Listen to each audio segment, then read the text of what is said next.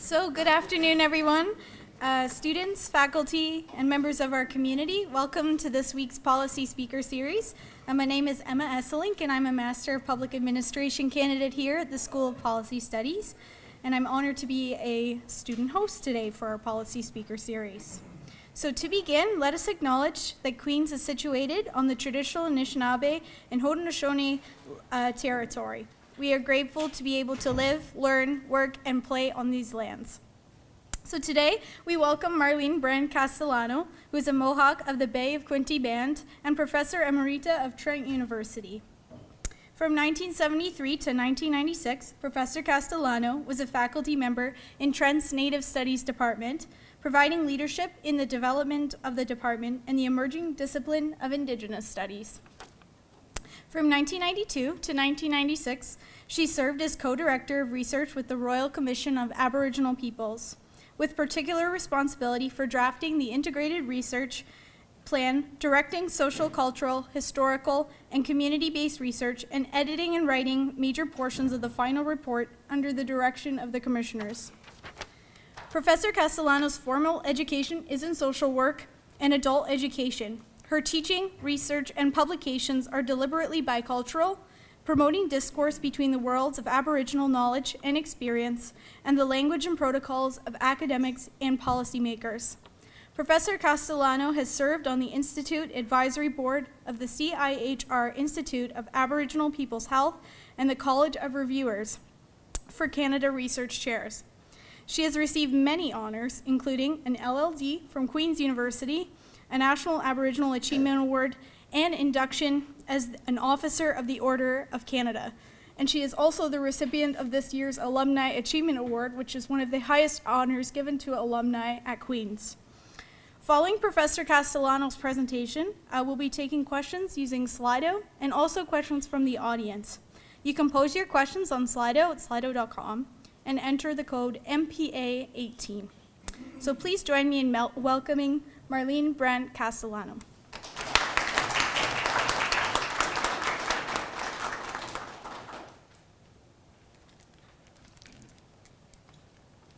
Okay. Thank you, Emma, for that introduction, which I suggested could probably be shortened.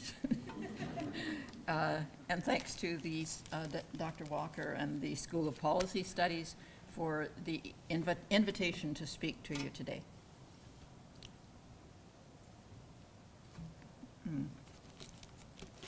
In Mohawk tradition, the words that come before all others are greetings and thanks to those who are gathered here with good health and good mind to attend to our responsibilities. We extend thanks and greetings to the earth that supports our feet and provides all manner of resources to sustain life. We give thanks to the diverse beings who share life with us and help us on our journey, and to the ancestors, particularly the Anishinaabe and Haudenosaunee, who were stewards through many generations of the lands and waters where we meet. The words that come before all others serve to bring our minds together, to clear the residue of outside distractions from the task before us, and to position us in an interlocking web of relationships, responsibilities, and the immense benefits that we receive daily from all our relations in this biosphere. As children or speakers are launched into the world, or our present corner of it, with strength. Actually, there's a formula in Mohawk culture for describing that balance and readiness to meet whatever comes, and it's called peace, power, and good mind. Imagine the shock when Indigenous youth step beyond the secure circle of family and community to discover that it's not the reality that we step into, that we are not the strong people that we thought we were, at least not in the eyes of dominant settler society. How do we respond to government administrators, public institutions, teachers, medical personnel, newspapers, police, fellow students who challenge or threaten our sense of self, who have often exercised their power to obliterate our identity. How do we reach out across an apparent cultural divide to make friends, to trust those who would wish to be allies? The visceral responses to threat are fight or flight. This presentation is about those options and a third possibility, strategic engagement. The Truth and Reconciliation Commission, the TRC, has ignited hope that we may be at a historic moment in Canada when the country is at last ready to engage with Indigenous peoples to establish and maintain a mutually respectful relationship between Indigenous and settler peoples in this country. And this is the promise of reconciliation.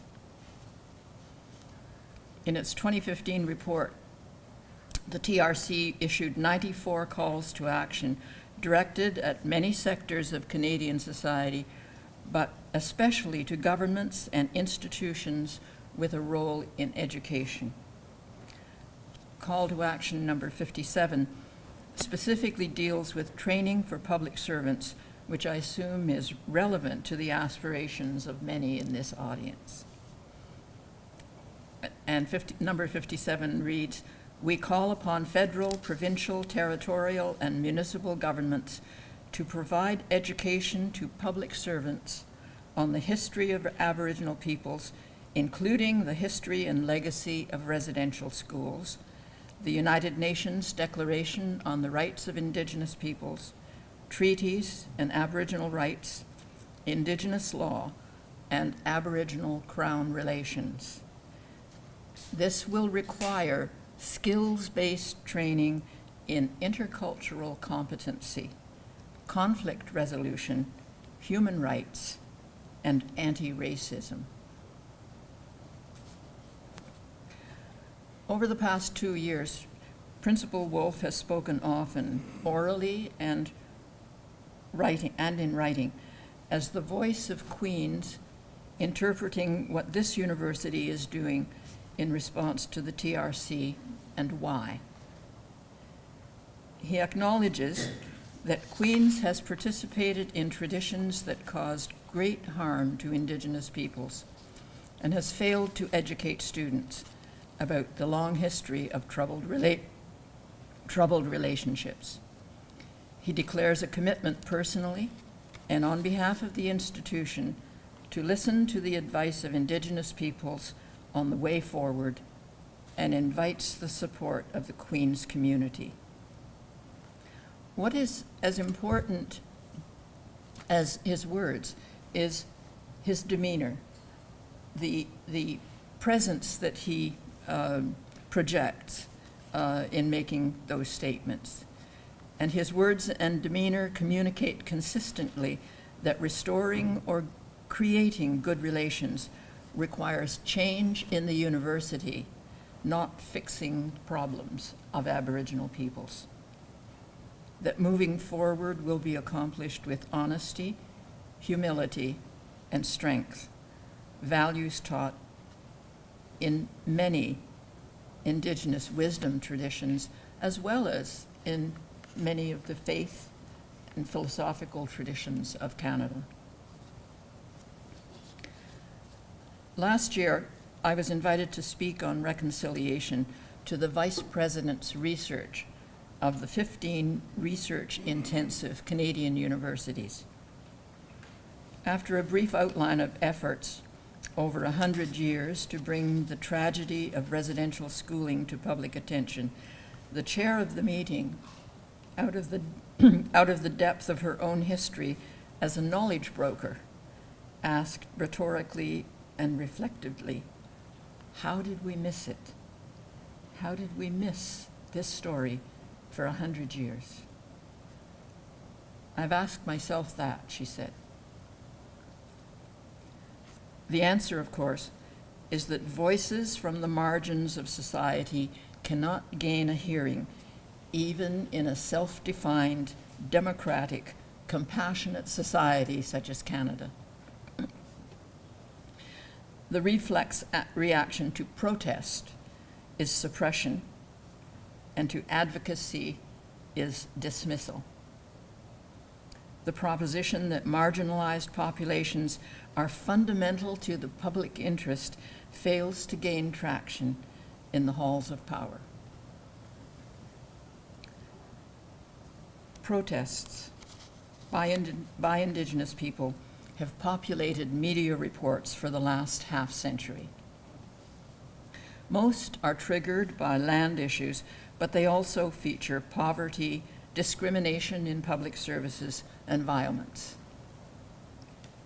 The Oka crisis in 1990 raised the public perception of Indigenous protests from recurring nuisances to a credible threat to peace and good government.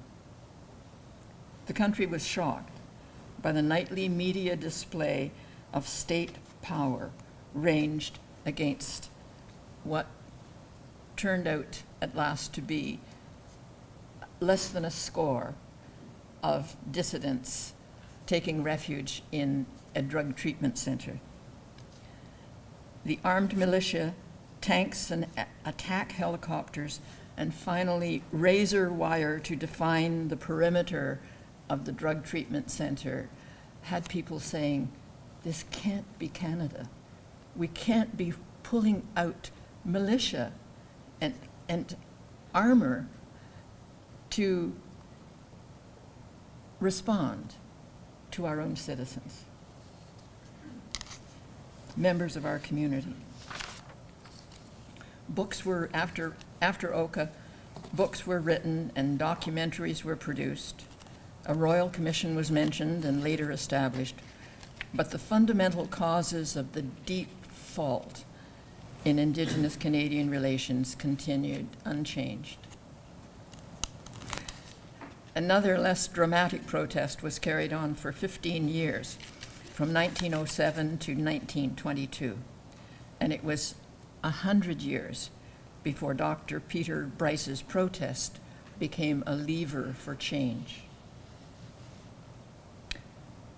Dr. Bryce had a distinguished career in public health before being hired in 1904 as Chief Medical Officer for the federal government.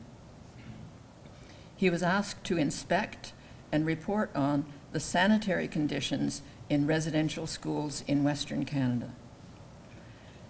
In 1907, Bryce presented a report on the 35 schools that he visited and on which he collected documentation. The report was an indictment of federal policy on residential schools and those who implemented the policy.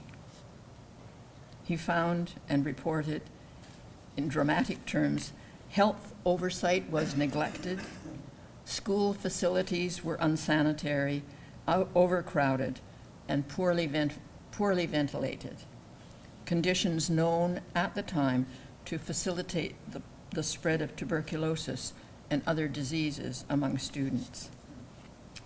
Bryce's report stated, "It suffices for us to know that of a total of 1,537 pupils reported in his visits and document search, 25% are dead. And of one school with an absolutely accurate statement, 69% of ex-pupils are dead, and that everywhere the almost invariable cause of death is tuberculosis." Duncan Campbell Scott, who later became Deputy Superintendent of Indian Affairs, himself wrote 2 years later about rates of student mortality associated with residential schools. "The outlook for the remaining pupils in attendance is not very bright, and there is very little hope that the graduates of the school will attain maturity and be able to exercise any civilizing influence. Dr. Bryce worked diligently but unsuccessfully to gain attention for his findings from parliamentarians, newspapers, and the public. Under Duncan Campbell Scott's administration, he was denied funds to continue his work into residential schools, his research into residential schools, blocked from other appointments, and in 1921 eased into retirement. The following year, 1922, he published his report as The Story of a National Crime, being an appeal for justice for the Indians, to the Indians of Canada.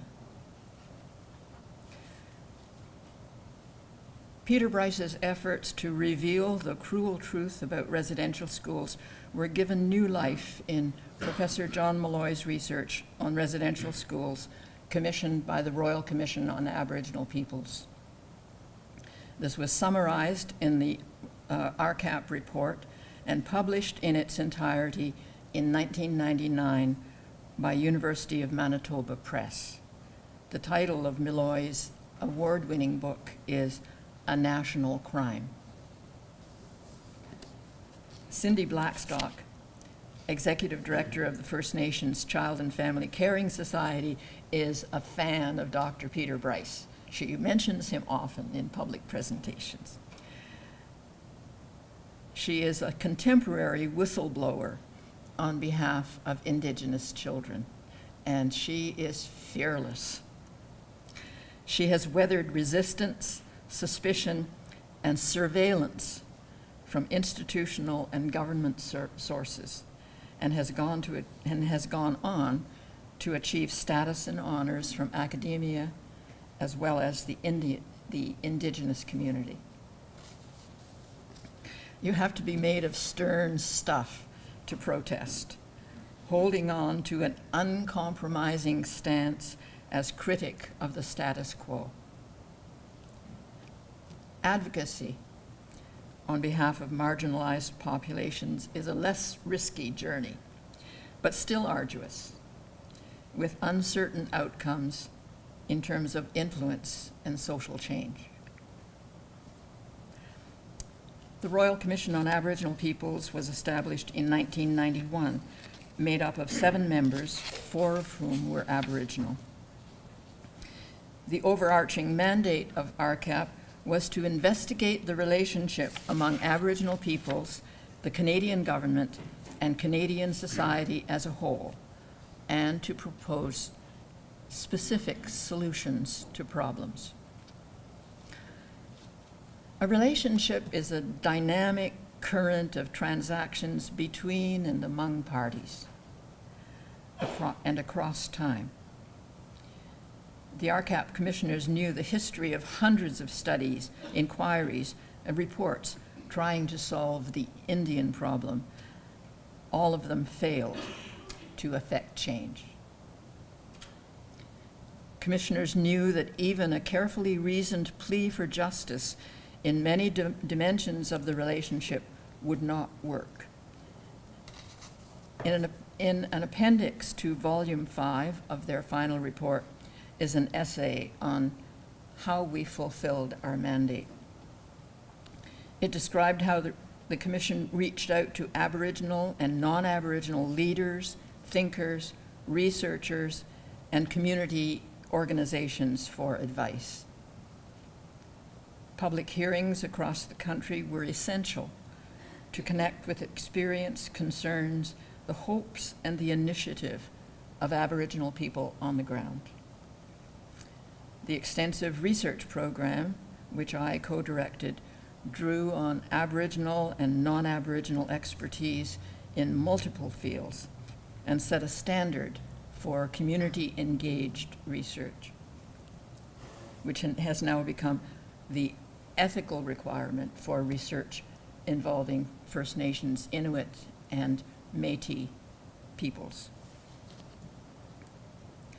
This bicultural approach meant that each of the 444 recommendations in the 5-volume final report was framed and documented and refined to reflect the perspectives of Aboriginal peoples and also how the recommendation could actually work in the context of Canadian society, its institutions, and legal constitutional frameworks.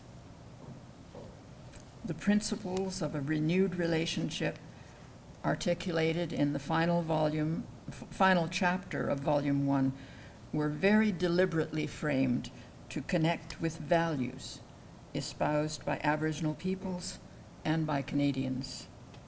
Mutual recognition, mutual respect, sharing, and mutual responsibility.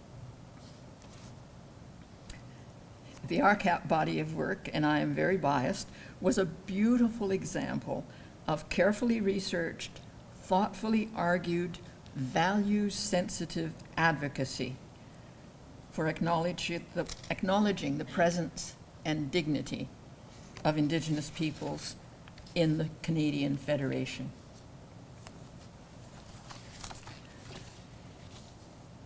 The report was dismissed by the then Minister of Indian Affairs with the comment, "I would rather have spent the $50 million on housing." The report was distributed to RCAP's list of Indigenous entities free of charge and available to the public from government services for $350 a copy. You know many students who would write off to government services for a copy? Within months of its release, the report was permanently out of print. A CD-ROM, including all commission publications and 75,000 pages of hearings transcripts, a gold mine of oral history, was also available on the CD-ROM for $350. We pleaded with the government to duplicate the CD for pennies and put it in every high school, college, and high school, college, university, and public library in Canada free of charge. And they said, no, it will sell for the same as the print copy of 4,400 pages for $350. The original digital records were archived in Library and Archives Canada, where they became unreadable due to changes in technology. And so, for 19 years, the enormous information legacy that RCAP had sought to preserve at a watershed moment in history disappeared from public view. For a short time, the Institute of Indigenous Government in British Columbia, with great foresight, had got permission while the commission was still operative to get digital discs of the final report and permission to put it up on their website. So as long as the IIG maintained that resource, there was a digital copy of the research of the RCAP report available. 14 months after the release of the report, during which Indian Affairs reviewed the report, Jane Stewart, newly appointed Minister of, Indian Affairs and Northern Development, unveiled the government response. In 1998, she made a statement of reconciliation. And in addition to rhetoric about renewing the partnership, the single substantive response to 5 years in which up to 100 people, plus another 200 or 300 researchers and contributors and people who wrote briefs, after 5 years of pouring our heart and soul into the RCAP initiative, the RCAP project, the single response was a commitment of $350 million for community-based healing as a first step to deal with the legacy of physical and sexual abuse at residential schools. And the intent was to close off, as government leaders here, to close this sad chapter in Canadian history. It didn't work. It wasn't closed. It sprang open again. My relatives, the Anishinaabe, like the Mohawks, have oral formulas to guide decision-making and action. One of these is doing things in a good way. My understanding of that prescription is that one should act with integrity, following the grandfather teachings that include love, honesty, and strength. The outcome of your actions may not be what you wanted or expected, but if they're done in a good way, they will have a life of their own. Like the rediscovery of Dr. Peter Bryce's work a century after his voice was silenced, RCAP has taken on new life. And the RCAP report is featured as the first resource to build on, knowledge to build on, in the Prime Minister's statement last week about a framework to recognize and implement Indigenous rights. The report of the Truth and Reconciliation Commission in 2015 acknowledged that RCAP had set out a bold new path to change the very foundations of Canada's relationship with Aboriginal peoples. The TRC report frequently cited RCAP documents to add clarity and depth to its own analysis, while the calls to action echoed many of the recommendations made 2 decades earlier. Meantime, in a parallel development, a group of volunteers assembled in July 2015 here at Queen's to plan what became a national forum on reconciliation marking the 20th anniversary of the RCAP report. We found that support for RCAP exists not only in Aboriginal organizations, but also among persons with interest in Indigenous policy and services. We discovered that Library and Archives Canada was interested in the RCAP database in the context of its own response to the TRC calls to action, and in particular, as those calls relate to history and education, which is within LAC, Library and Archives Canada's mandate. LAC made a commitment to migrate the entire RCAP data collection to contemporary software. They had to dig through, search through Library and Archives Canada to find a copy that a computer that could actually read the stuff. And they accelerated the schedule for release, which occurred on the LAC website in 2016, November 2016. For the past 50 years, my work has been advocacy, giving voice on issues and in forums where Indigenous people have no audible voice. My great reward, besides having an academic appointment that has provided for my family, is having strangers approach me with thanks for what I've written and spoken, saying, "I knew that, but I couldn't have said it the way you did." Having knowledge is a sacred gift. Sharing it is a sacred responsibility. When truth is uncovered and given breath, carried by your wind spirit, as my friend Maggie Hodgson would say, it touches people and transforms their agency, the capacity to make things happen in their own life and in their environment.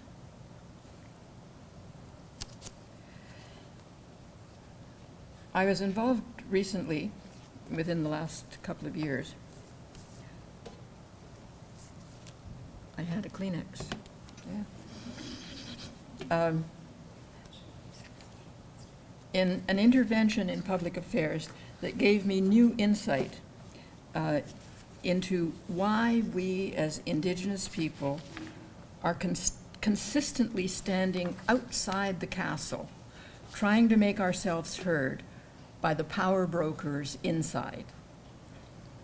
What started, in the next example, started out as a protest focused on Indigenous research, proceeded to advocacy over a 2-year period, and then became a distinct component of a larger movement to challenge decisions within a public institution. And it succeeded, and I was astounded. I got used to waiting for 10, 20 years or maybe 100 years before anything that I was advocating was picked up.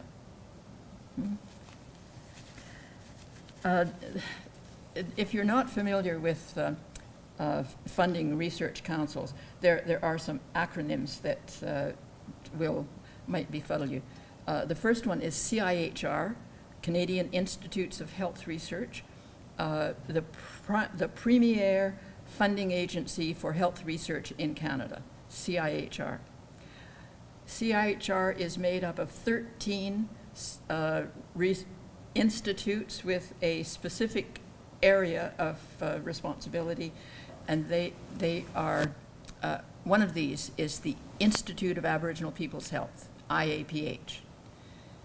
Each institute has had an advisory board drawn from the community with external experts who bring in their expertise to advise the scientific director who guides the program of the Institute of Aboriginal Peoples Health. I've had a long association with the IAP, the Aboriginal Institute Advisory Board. And in 2014, our network learned that the CIHR Board of Governors had adopted a set of policies that we saw as extremely detrimental to Indigenous health. A very effective program to mentor new investigators in Indigenous health had already been terminated. The advisory boards of all 13 institutes were to be dissolved and replaced by 4 mega advisory boards. We no longer had our own agency within CIHR who could listen to advice from the community, from scientists who worked with us, and say, this is the way you should go. They would now be merged in 4 thematic mega boards.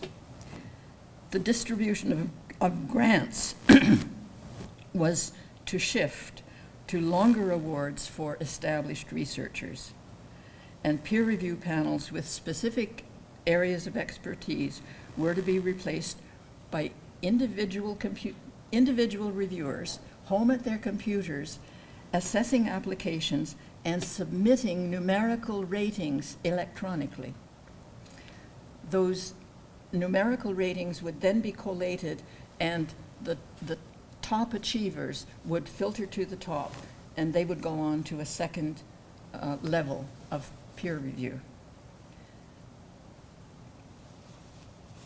What we were horrified.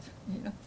What would happen to research on Indigenous knowledge, on Indigenous languages, on protests that block roads and bring out the military, the militia?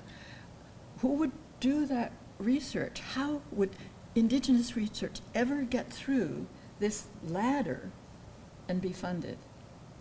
And the pipeline for which we had developed to bring into the stream, the field, Aboriginal and non-Aboriginal scholars, new investigators, who understood the unique requirements of Indigenous research. So we started writing letters, asking for meetings, talking to colleagues, and making noise. We're approached sometimes by the media. And found that there were other people within the other 12 institutes who were very uneasy about the changes that had been introduced. And as the impacts of the changes started to roll out, our predictions that junior researchers would be penalized by transferring the money to mega projects with established researchers. You know, what would happen to the next generation of scholars? You know, so we continued with our noisemaking. We actually had a series of meetings with vice presidents who came to explain that in 3 years or 7 years, when all of this new policy was operative, we would understand that it was good for Indigenous research too, because we had access to more money. In early 2016, we organized an information meeting and invited Indigenous organizations, academics, national health serving organizations, as well as the CIHR president and sister institutes. And on hearing the concerns that we had, the alternatives that we had been pressing to be listened to with the CIHR brass, and also pressing for access by national Indigenous leaders to meet with the board to talk about their role in the future of health research for Indigenous people. The movement to, when we had our information meeting, all of the movers and shakers in health research showed up, including a representative of the U15 research intensive universities from Queens. And they were, the responses and statements were unanimous in support of the concerns that we expressed and the alternatives that we proposed to sort out the mess. And there was unanimous success. Yes, you know, CIHR should be listening to this.